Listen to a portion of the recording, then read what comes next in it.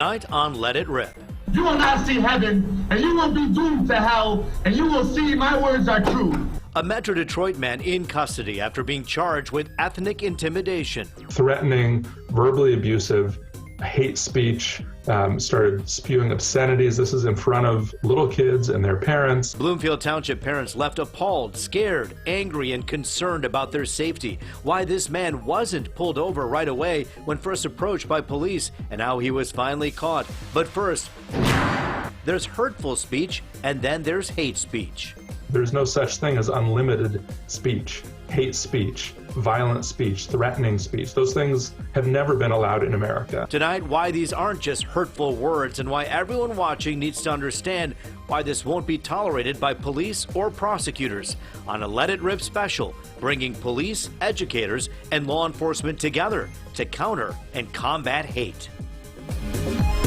We are live here on Let It Rip tonight. Let's start right there. Rabbi Asher Lopatin is the executive director of the Jewish Community Relations Council. We've heard it before, but many in the Jewish community, I know some of my friends have said, hey, when you hurt one group, you're hurting everybody. And so there's reason for all of us to be concerned and certainly to care.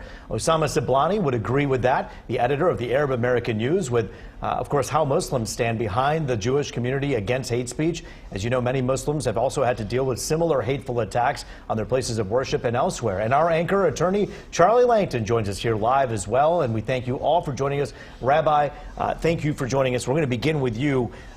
When you first heard about what happened here with this guy going around and visiting these different religious places in Bloomfield Township, what went through your mind? I was nervous that this might lead to something else. I was nervous that sometimes hate speech and threatening speech, we know that it leads to violence. And I felt sad and I felt scared for the Jewish community because this was in front of children.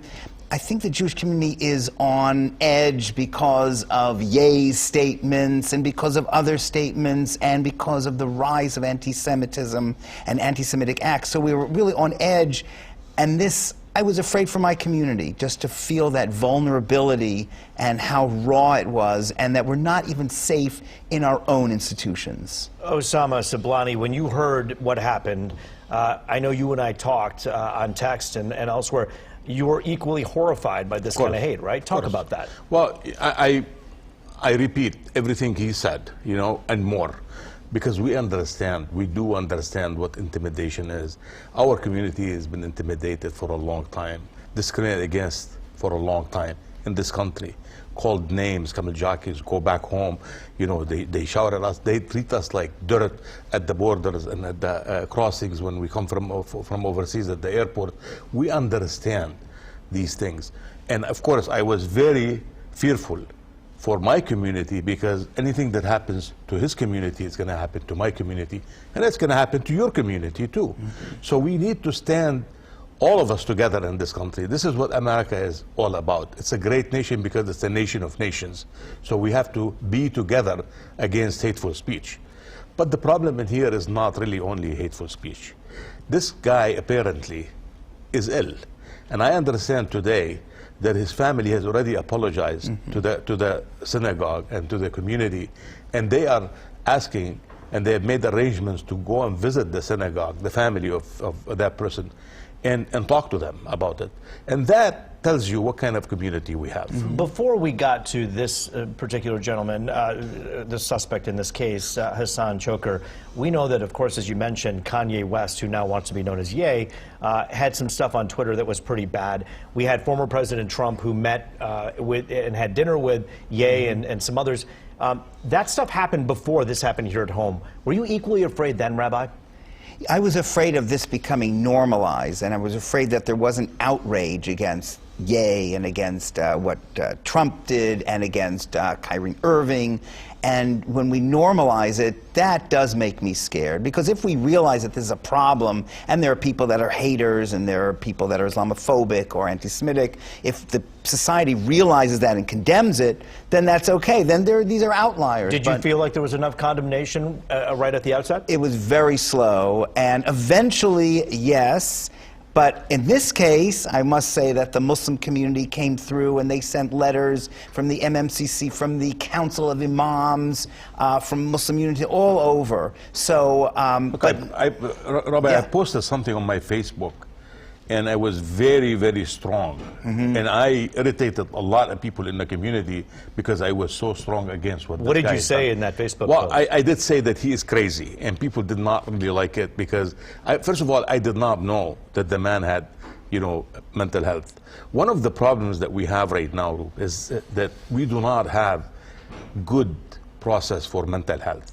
Mental health is not being treated as really as a problem in our society.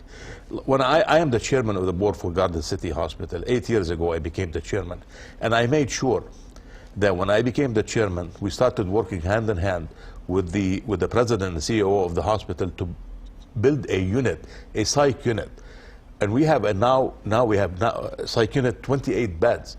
Before we did that, we had patients, mentally challenged patients, in the emergency room for 13 to 14 days, 15 days, sitting there waiting to be... The mental health crisis has been around for a long time, and mental health facilities were shut down here in the 90s. We all know the ramifications of that, but I got to ask you about the hate speech, and I want to bring Charlie into the fold and ask Charlie, from a legal standpoint, we hear hateful speech, so hateful speech, and then there's ethnic intimidation. Where's the line? Well, this guy went around asking people at first questions about the Israeli state, what do you believe? And then he proceeded to say, basically, F you, right, to a couple people in front of children. At what point does it become ethnic intimidation? When it's threatening to people. There's a time and a place for everything, and you do have to look at the context, and that's what the courts are going to look to, and that's what the police, obviously, they felt it was an ethnic intimidation. They brought the charges. The prosecutor agreed. But this guy also coupled this with the guns. They were threatening of guns. Listen, I agree, just by seeing the videotape here, that there is some mental illness here. Maybe it's not a defense, but it may play a role in sentencing. The issue is, what are we going to do? You can't go to a Jewish synagogue and create that type of problem. That's not free speech. Speech is limited. You can't do that. And it is sad that we have this. And I think, Rabbi, I agree. We don't want to normalize this. That's a problem that I see. But I don't think the courts are going to normalize this. I think that they're going to see this for what it is. The issue I see here is that, was a crime committed? I think the answer is yes. The issue is going to be, what's the proper punishment? And does this guy really need help? Or is he a hardcore criminal? I don't know that yet, but that would be what I would look to. We don't want to normalize it. And if we can solve this, but we also have to set an example too. So there's that balance that we have to do. But Charlie, I sent some videos to you, I think, and to Rup. Yeah, sure did. And those videos have been there for like 2 years, 3 years. There's a video that he went into the police station in Dearborn and screamed and yelled and cussed the police. And what they does that shut the door. show? And But what does that show? Does that show? Is that a crime? Is that a crime? It shows that we have had a problem.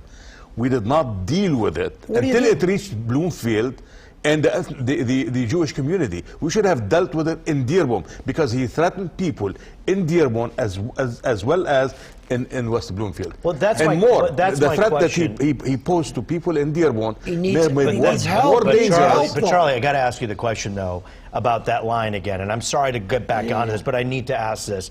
You go into it, you're asked to leave right after, and that's trespassing if you come back. But if I go somewhere, even on the sidewalk, and ask questions that are offensive and morally reprehensible to sit here and ask, but you ask those questions, that's not illegal. No, it's not. What point did it become illegal? What is? There's got to be a threat. There's The got to threat be has coupled to with be in there something. with Got to the be a real. It's an intimidation. assault. So there's got to be some kind of a threat, or again, it's intimidation. So there's got to be an element of intimidation there. That's what the prosecutor's going to have to prove in this case. However, when you go to a synagogue where there's little kids around there, Daycare. and you're threatening them, you don't talk politics with little kids. You don't raise your voice. You don't threaten the cops. You don't threaten authority. That's all intimidation. I don't know that.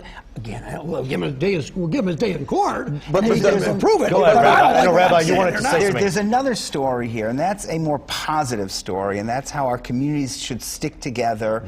And when the Jewish community sees a problem with someone, we have to help the Muslim community, and the Muslim community and the Hindu community. We all have to stick together. And the positive story is that if we do look out for each other, whatever our differences are, but if we look out for each other, we can be strong and we can fight. And the solution is not put them in jail. The solution, if we find them mentally mentally ill, we should find a solution and have them be treated for mental illness. I wanted to ask you about that cohesiveness that we find in Metro Detroit that often I think is ignored by the national press, and they should be ashamed of themselves for ignoring this beautiful story. Absolutely. Palestinian Americans, Israeli Americans, even when their politics completely are diametrically opposed, the kids get together and pack lunches at each other's places of worship. They actually, at protests, show up and hand water out. Yes. This is something that we don't see everywhere. Isn't that the case, Osama? Well, it is the case, and I feel terrible because this has happened in the Jewish community. Yeah. Because immediately after I heard about it, I thought, what about if it happened in our community? Well, sure. How would we feel? Right. We will be really scared. Our kids will be scared and terrified. So yes, it is. It is it is our problem. It's not only the Jewish community problem. It's not only the Arab American problem, the Muslim problem. It is our problem as a society, because you see the social media, and now the extremists are taking over. They're taking over. The conversation right now is dominated by people who are crazy. And the People are normal- not listening. I mean, People are you not listening to reasons. But you got to be careful on the word. The crazy is a kind of a derogatory word. It's a mental illness. But you're right. I understand what you're saying. No, I'm not but talking you about use mental the illness. I'm word talking about to crazy get 'em people help. like what happened in this country, like what Donald Trump is doing. I mean, this is crazy. In my opinion, it's crazy. It's not mental illness. So it becomes our responsibility, the people that want to work together, that believe in society, in an ethical society, we have to be the strong voice to Yes. counter that voice. And for instance, like on December 25th, we call it Mitzvah Day. Jews and Muslims and Hindus come together to help out, and Jimmy's Kids and all different organizations to help out while our Christian friends are celebrating Christmas. So positive things. I think the more that we can show the world, and you're right, it's not covered because it's too much of a positive story. No one likes those stories. But the more that Dearborn can say, we feel terrible for you. We've been dealing with this guy for years, and he's a troublemaker for us. That's a comfort for me to hear that. And we have people like him in Yeah. every community. Well, and I was going to say that, just by taking care of one situation where someone who is mentally ill and also filled with hate is put away or treated, there are others out there. And so what's the message we leave them with? And I got to tell you, even as a Hindu American who's married to a Christian, I've been victimized by some of these hateful things. And listen, they're not just DMs or phone calls. There's terrible things that people say. And the temple I grew up going to was spray painted with all kinds of awful things. Yes. When you grow up in a country this great, and you know how great this country is, you hope that people will step up and do the right thing when the wrong thing happens. Do you feel like that's what's happened? I think we do. We still have the majority of the people, they're ready to do the right thing. However, we have lots of people right now, and they're increasing because we have leadership right now encouraging them to do the wrong thing. Our country is at a crossroad right now. This is how I feel. It's not only our communities in here, but the whole country. It's so divided, so sharply divided, and so hateful against each other. But yet we sit here with a Hindu, a Christian, a Muslim, and a Jew having a conversation about how we can all come together and do better as a community. Maybe this is a beautiful picture. It's a good picture. It is a good picture. There's It's a beautiful positive. There's picture. positive. There's in positive. this. If I'll find the society positive. supports it Yes. and supports coming together, then even the problematic people, I think, will be intimidated by the goodness and the togetherness that we can There's show. a lot of good in this community, and we're proud of it here. I want to say thank you for the Rabbi and Osama, both of you, for joining us today. I thank you for your time and what you're doing to be leaders in our community. Thank you. When we come back, the Bloomfield Township community, as you know, has been deeply hurt by this case. We're talking with the police chief about why the suspect wasn't initially arrested after this traffic stop last weekend, plus the difference between hateful speech and hurtful speech. Free speech doesn't give you a free pass to say anything you want. We talked to an educator about that. Next on Let It Rip. Welcome back to the special edition of Let It Rip as we talk about combating hate. Joining us now, Fred Pearson with Wayne State University's Center for Peace and Conflict Studies. Also with us, the Chief of Police for Bloomfield Township, James Gallagher. Thanks for joining us. Of course, Charlie Langton is with us as always. And Chief, I want to begin with you. The question that many people in the Jewish community asked right away when Bloomfield Township pulled this man over was, hey, why did you just let him go? I want you to be able to address what happened in those moments that allowed for him to just go on. Okay. Yeah, we received one non-emergency call on this, which doesn't change our response. We have many religious institutions in Bloomfield Township that we take very seriously. And in this situation, we had an officer very close to the scene when the call came in, and as they were on the phone, we were able to make a traffic stop as this individual was leaving the Temple Bethel onto 14 Mile Road. We had then had officers also respond to the Temple to try to gather intel or information to share with the officer who was making the traffic stop. Unfortunately, at that time, as expected, after the video came out of how deplorable it was, there was no victims or any witnesses left on scene, as we would expect in something like this. So we had very little information to go on, and really at that time, no probable cause to make an arrest for threats, which hampered us at that time. And People need to understand that, yeah? And I think the officer, I saw that tape, I thought the officer did a very good job. I thought he de-escalated a situation that could have gotten way out of control, and I don't think the cops are giving enough credit here. I heard the criticism too, but listen, you gotta be practical. Yeah. And the police officers, that's your first, as I understand, your first order of business to de-escalate a situation that could have gone out of hand. And we now know this guy has propensities to get really bad. But I think the police did a very good job there. Well, and Chief, the reason I brought up the question is because, of course, you've gotten the mail and the phone calls, and you want to have an opportunity to clear the air, so to speak, and tell the community, hey, this is what we were dealing with. And at that moment, there wasn't something that was an arrestable offense as you knew it, because there were no witnesses to press charges, right? I mean, that's basically it. Yeah, and as the day went on, and we started learning more information, we took further investigative techniques to ensure that there was no direct threat to any additional religious institutions, let alone another temple, synagogue, anywhere. And yet the officers, if you have the video that came out 6-7 hours later and you don't, I sympathize with people who, if they saw the video first and the traffic stop, and what that would look like. However, we have to look at what the officer knew at the time the traffic stopped. And again, he wasn't at the temple, at Temple Bethel. So, we do use de-escalation tactics. We train on that. We obviously, we talked mental health before. We don't know what we're walking up on. And it was obvious that there was some type of irate individual there, and we try to diffuse it and release the immediate threat to any of the... And Chief, that's a really important point. And again, when you don't know what you don't know in that moment, and you watch a video later filled with all kinds of hate speech, you can't connect those dots when they happen out of order, and that's important to keep in mind. Fred, I want to bring you into the fold when it comes to hate speech. Over there at WSU, you think about this, talk about it all the time in terms of what is hate speech versus hurtful speech. I want you to kind of draw the delineation, the line there. Well, I don't pretend to be an expert, and the police chief actually is deliberated about that to a certain extent, because the law allows for a wide margin of speech, shall we say, in this country. But when you start talking violence, when you start making direct threats, when you start saying somebody who supports Israel should die, I don't believe that's what he said, but I mean that has been said, then you're into the area of intimidation, I believe. And this community, I think we need to remember things that we've had in our history. We heard about the community coming together these days, which is great. But in this community, we've had some of the worst hate speechers and ethnic intimidators in history. Starting in 1924, the Ku Klux Klan candidate finished second in the Detroit mayor's race. Do we remember that? Probably not.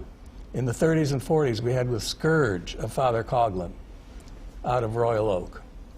One of the main attractions on the radio in those days, biggest following of anybody. Trashing Jews, trashing communists, but worse than that we ever knew, he organized an armed militia to overthrow the government, centered in Boston, New York, and Philadelphia. He had henchmen organizing a fascist militia to overthrow the government, clearly saying he wanted fascism here. Clearly saying he wanted to emulate Mussolini. Have you seen a vast improvement, let's say, in the last 30 years or so? I've seen improvement, but a new book by Malcolm Nance, former CIA analyst, has traced many of these militia groups that are now in our midst, that have a common denominator of anti-Semitism, that they talk about it freely, that they spread to each other freely, organizing and aiming to beat people up and emulate brown shirts and black shirts of the fascists. This included the Proud Boys and Oath Keepers, but others throughout the country, and they're armed. This country allows you to be armed, much more than other countries. Germany's having a problem right now, but they're less armed. Is it normalized now? I hope it's not normalized. Do you think it is? I don't think so yet. We still have the majority that would, that would object to this, but it's a problem. And even Henry Ford in our past has been a problem about anti-Semitism. Chief, when you take a look at the anti-Semitism and also the hate cases and crimes, you've been in police work for a really long time. What are you noticing in the last 5 years, 3 years, 2 years? Well, one of the things as the leaders of police agencies, we have to make sure we don't desensitize this as agencies. We go to hateful crimes every day, whether it's family, in this case it was a religious and ethnic attack. We as leaders have to make sure we stay on top of it, that we understand our communities that we serve. We're seeing an increase just in the last, 3 or 4 weeks here between Bloomfield Township, obviously now, with West Bloomfield, the Jewish Community Center having multiple bomb threats over the last few weeks. We're seeing the increase. Unfortunately, it's in our doorstep now, and we have to be aware. What do you do about it as a police agency? I mean, you can only do so much, right? You're policing. You're not there to teach people how to act. You're there to make sure that the law is not broken. That's correct, and we try to educate, and we have a fantastic relationship with our Jewish Federation, and we have the Muslim Unity Center as well, and we try to keep those lines of communications open, but we have to understand those communities as well, and understand what the fears are on a daily basis, but we're also responsive to the threats that they have, or I feel like I'm hearing two different pictures of our area that we're in right now here in Metro Detroit. On one hand, I'm hearing from Osama Siblani and the rabbi saying that, look, we're standing shoulder to shoulder in solidarity, and this is the culture of this town. Yet I'm hearing from you, Fred, that not everything's as rosy all the time. But you can't ignore how Jews got to West Bloomfield. They got to the west side of Detroit because they couldn't live on the east side. All those neighborhoods were closed for decades to Jews and Asians and black people. And it's not an accident that blacks and Jews moved sort of in the same direction on the northwest pattern, because that's where they could only go in those days. So I think we need to teach our young people about this. You can't ignore history.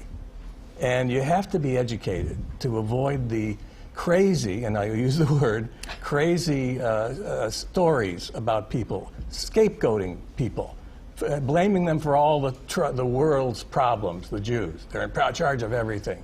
As was said the other night on TV, if Jews control the media, why would there be an 80-foot Christmas tree in front of Rockefeller Center where NBC is located. A certain network is stationed.